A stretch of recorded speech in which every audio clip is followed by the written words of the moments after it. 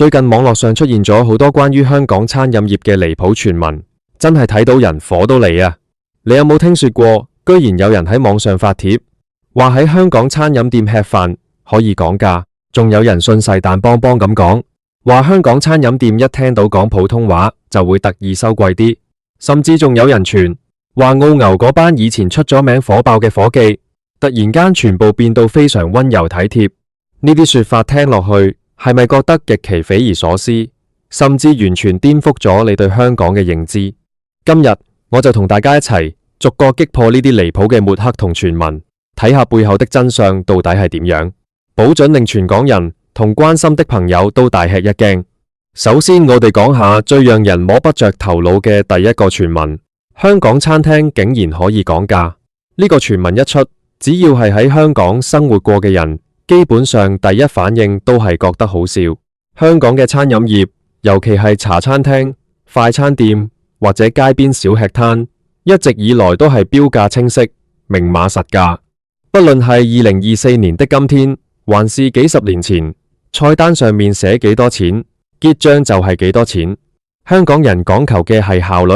規矩同埋透明度。餐廳嘅電子收銀機或者收銀系統，每一個餐點都有固定的電腦編碼，收銀員只要撳個鍵，單據就印出嚟。別說你同收銀員講價，就算你同老闆講價，喺正常嘅餐飲流程入面，都係完全無可能的。離譜嘅係，網絡上居然有人分享所謂香港食飯講價攻略，話只要你同老闆套近乎，或者話自己係遊客，老闆就會給你打個8折，或者減10幾塊錢。呢種說法完全係對香港商業運作邏輯嘅誤解。香港餐廳嘅租金同人工成本極其高昂，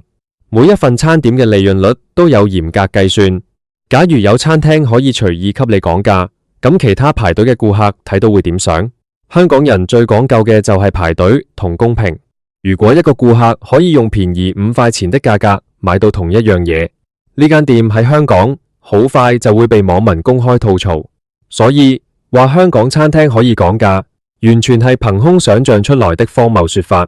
再講下第二個極其具有挑撥性嘅抹黑，聽見講普通話就要收貴啲。呢個說法喺近一年嚟喺某些社交平台上被炒得沸沸揚揚。有少部分人聲稱自己喺香港某間茶餐廳食飯，明明菜單上面寫着40塊錢，結賬嘅時候因為自己講普通話，收銀員就收咗佢45塊或者50塊。呢種抹黑極其陰險，完全係喺度製造矛盾同隔閡。真相到底係點樣？只要你對香港餐飲業嘅收費結構有少少了解，就會明白問題出喺邊度。第一，香港好多餐廳喺午市同晚市嘅價格係不一樣的。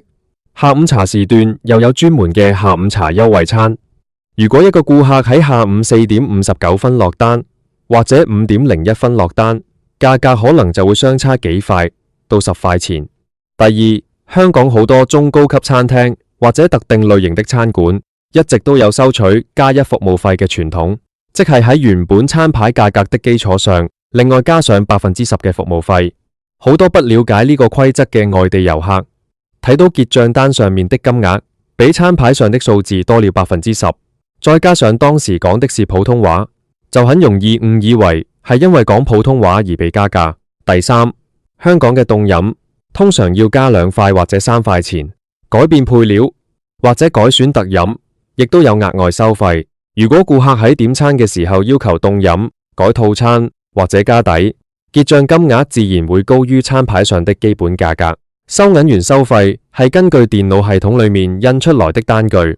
單據上面清清楚楚列明咗每一項附加費用。收銀系統根本不會有個按鈕叫做普通話加價。香港係一個高度法治同重視商業誠信嘅城市，消委會同海關對虛假商品說明同亂收費嘅監管非常嚴格。如果有餐廳敢因為顧客講某種語言而私自提高售價，呢種行為不僅係違法，一旦被舉報，店鋪面臨嘅罰款同聲譽損失將係無法估計的。所以所謂講普通話收貴啲，完全係因為對收費細節不了解而產生的誤會，甚至是故意捏造的抹黑。接下來我哋講下第三個離譜抹黑，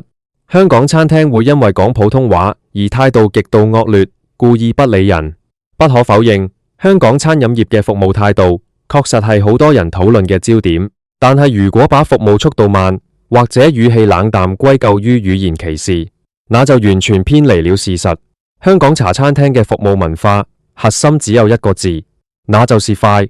茶餐廳嘅伙計每日要面對幾百甚至上千個顧客，尤其係喺中午12點到下午2點呢個午飯高峰期，每一分每一秒都在同時間賽跑。喺呢種極高壓嘅工作環境之下，伙計講話通常都係極其簡短、乾脆，甚至帶有一種急促嘅語氣。例如佢哋會問：飲咩？食咩？幾多位？對於不習慣這種快節奏嘅人嚟講，可能會覺得呢種語氣好空，好沒禮貌。但係如果你細心觀察，就會發現，伙計對講粵語嘅香港本地老街坊，同樣係呢種急促、粗獷嘅語氣。佢哋對每個人都係一視同仁地急。如果你喺點餐嘅時候猶猶豫豫，想咗3分鐘都決定唔到食咩，伙計就會展現出耐煩嘅表情，甚至轉身去服務下一桌。呢種情況，無論你講粵語、英語定係普通話，結果都係一樣的。將快節奏下嘅效率至上解讀為對某種語言嘅歧視，顯然係極不公正的。第4個傳聞係關於香港餐廳嘅衛生狀況被誇大抹黑。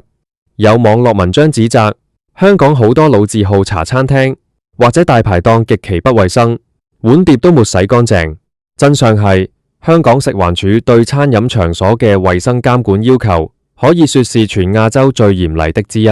食環署的衛生督察會定期進行不定期抽查，一旦發現廚房環境、食材儲存或者碗碟清潔不符合標準，就會直接發出警告，甚至勒令停業整頓。許多老字號茶餐廳雖然裝修比較陳舊，保留咗70年代或者80年代嘅裝修風格，牆壁可能有歲月痕跡，空間比較狹窄，但係喺食材安全同基本衛生方面係有着非常嚴格嘅底線。香港人自己對食品安全要求極高，如果一間餐廳真的存在嚴重的衛生問題，喺信息極其透明嘅香港，早就被網民喺討論區上吐槽到破產，把裝修懷舊狹窄同衛生惡劣畫上等號，係非常淺薄的認知。第5個抹黑係講香港餐廳完全不提供免費水，連討杯溫水都要收費。呢個傳聞傳得好廣，但係事實卻大相徑庭。喺香港，絕大多數茶餐廳一坐低，伙計就會遞上一杯熱茶或者熱開水。呢杯水不僅係給你飲嘅，喺以前嘅老香港文化入面，好多人仲習慣用呢杯熱茶去沖洗一下筷子同匙羹。至於某些新式餐廳或者外國菜餐廳，如果佢哋提供嘅係瓶裝礦泉水或者氣泡水，確實會收取費用，但呢係喺餐牌上面明確標注的。如果顧客明確要求普通自來水或者溫開水，絕大多數餐廳都會免費提供。第6個離譜說法係話香港餐飲業故意排斥電子支付，全港只能用現金，係為了偷稅漏稅。呢種說法簡直係對香港金融同商業環境嘅無知。過去香港茶餐廳確實比較偏向使用現金或者八達通，呢係因為八達通喺香港已經普及咗20幾年，交易速度只需要0.1秒，比任何數碼支付都要快。對於一間每3分鐘就要翻台一次嘅快餐店嚟講，八達通同現金係最節省時間的。但係到了2024年的今日，全香港超過80%以上的餐飲店鋪都已經全面接入咗支付寶、微信支付、信用卡同各類電子支付方式。政府喺過去幾年亦積極推動中小企數碼轉型。今天你走入香港嘅絕大多數餐廳，無論是大牌酒樓定係街邊小店，都可以輕鬆使用數碼支付。拿過去極少數的個別現象來概括全港，甚至污衊商家係為了偷稅，完全係惡意的攻擊。第7個傳聞係話香港餐廳極度排外，不支持外賣，毫無服務意識。事實係香港嘅外賣文化極其發達，各大外賣平台喺香港嘅普及率非常高。不僅如此，香港人早在幾十年前就已經有盒飯外賣嘅傳統，無論係打工仔喺辦公室訂午餐，定係屋企人不想做飯叫外賣，整個供應鏈都極其成熟。餐廳不僅支持外賣，仲有專門嘅外賣包裝同保溫措施。而最令全港震驚，亦係近期討論度最高嘅第8個傳聞，就係澳牛嘅伙計居然變溫柔了。提及澳洲牛奶公司，即係大家口中嘅澳牛，喺香港餐飲界絕對係一個神級嘅存在。過去幾十年，澳牛除了以其極致香滑嘅炒蛋、口吐司同蛋白燉鮮奶聞名之外，最出名嘅就係佢哋伙計嘅光速服務同埋火爆脾氣。喺澳牛食飯有一套全港獨有的澳牛法則，你一進門，伙計就會用極快的速度指定你坐邊度，你剛坐低5秒鐘，伙計就會站在你面前問你食咩。如果你上咗超過10秒鐘，伙計可能就會展現出標誌性的不耐煩表情。當你點完餐，不到30秒，熱騰騰嘅光速餐就會呈現在你面前。而當你食完最後一口吐司，伙計可能會喺1秒鐘之內將你的空盤子切走，順便遞上單據，暗示你係時候結賬讓位，給門口排隊嘅幾百個顧客了。呢種被稱為戰鬥機級嘅服務節奏，成為了澳牛幾十年嚟嘅招牌特色。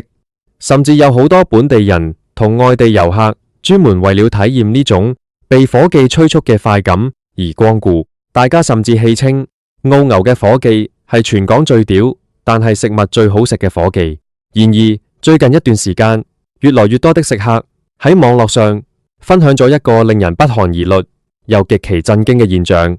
澳牛嘅伙計竟然變了。佢哋不僅 contemporary 不再兇人，反而變得極其溫柔體貼，甚至客氣到讓人感到陌生。有本地街坊分享自己最近去澳牛食飯，落單嘅時候稍微遲疑咗一下，原本以為會被伙計翻白眼或者催促，結果伙計居然溫和地講：唔緊要，你慢慢睇，睇好了再叫我。有外地遊客講普通話點餐，伙計不僅沒有顯露出急促，反而用非常標準且溫和嘅普通話，耐心地重複咗一遍套餐內容。結賬嘅時候仲主動說咗一句多謝慢走，甚至仲有食客注意到伙計喺切走盤子嘅時候會輕輕地問一句食飽未啊，多謝晒。呢種前所未有嘅改變，瞬間喺香港各大網絡論壇爆發了熱烈討論。好多香港網民睇到之後直呼睇到火起，呢度仲係我認識嘅澳牛嗎？伙計變溫柔了，我嘅青春結束了。真相到底係點樣？背後的原因令全香港人都感到震驚。到底為什麼連最頑固、最講求光速與火爆嘅澳牛伙計都會做出如此巨大嘅轉變？背後嘅真相其實折射出了整個香港餐飲業同經濟環境正在經歷嘅深層次變革。首先係消費模式同遊客結構嘅巨大改變。過去澳牛依賴嘅係龐大嘅本地快節奏打工仔，以及源源不斷嘅傳統觀光團，但係到了2024年，來到香港嘅遊客結構發生了根本性嘅變化。現在的遊客不再滿足於傳統的買或者走馬觀花，更多嘅係講求深度遊、美食體驗同文化打卡。好多遊客係看了社交平台上的推薦專門前來的，佢哋需要時間拍照、打卡、感受氛圍。如果繼續沿用以前那種極度急促，甚至帶有一絲冷漠嘅服務方式，很容易喺網絡上留下負面評價，從而影響店鋪喺新一代消費者心目中的形象。其次係餐飲業競爭嘅白熱化。近年來，香港人北上消費成為趨勢，本地餐飲業面臨着前所未有的挑戰。許多香港本地餐廳不得不重新審視自己嘅服務質量同顧客體驗，即使係像澳牛呢種幾十年不愁沒生意嘅老字號，亦感受到了來自市場嘅隱形壓力。喺呢種大環境下，提升服務態度，展現更多的人情味，成為了吸引留住本地顧客同外地遊客的必然選擇。再者係人情味嘅回歸同管理理念嘅升級。澳牛新一代嘅管理者或者伙計開始意識到，效率雖然係茶餐廳嘅靈魂，但係尊重同溫和同樣係良好體驗嘅一部分。以前嘅火爆可能係一種時代背景下嘅產物，但喺現代社會，溫和、禮貌同高效率並存，才是餐飲業長久發展的王道。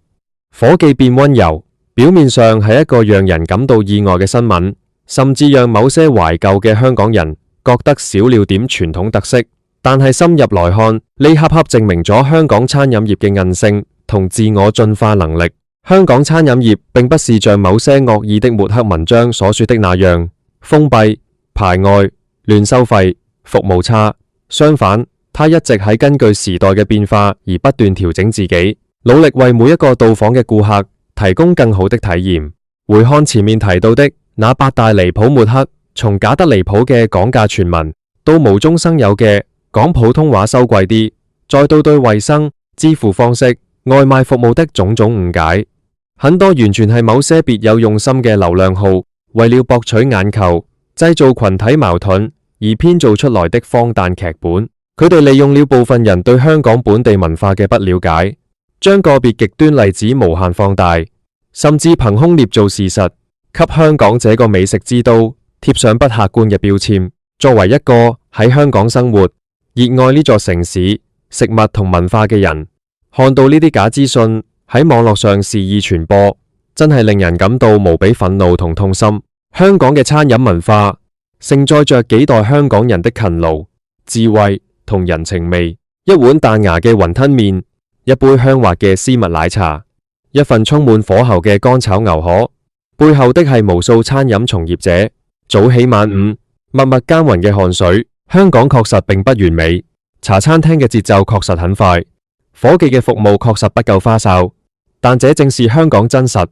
高效、坦蕩嘅一部分。你在這裏消費，買到的係真材實料，享受到的係極致的效率。而當連澳牛呢種最堅持傳統的店鋪都開始展現出溫柔同改變的時候，更說明咗呢座城市正在用擁抱變化嘅姿態，歡迎來自四面八方的朋友。下一次，如果你喺網上再看到有人講香港餐廳可以講價，講普通話會被亂收錢，這種離譜嘅言論，請大聲地告訴佢哋事實嘅真相，不要被假資訊蒙蔽，更不要被有心人帶了節奏。真正嘅香港需要你親自嚟走一走，看一看，坐低食一碗麵，飲一杯茶，去感受呢座城市最真實嘅溫度同魅力。真相往往沒有那些誇張嘅謠言那麼戲劇化，但真相才能讓大家建立真正的信任同理解。拒絕無底線嘅抹黑，還原一個真實、有溫度、有效率嘅香港餐飲世界，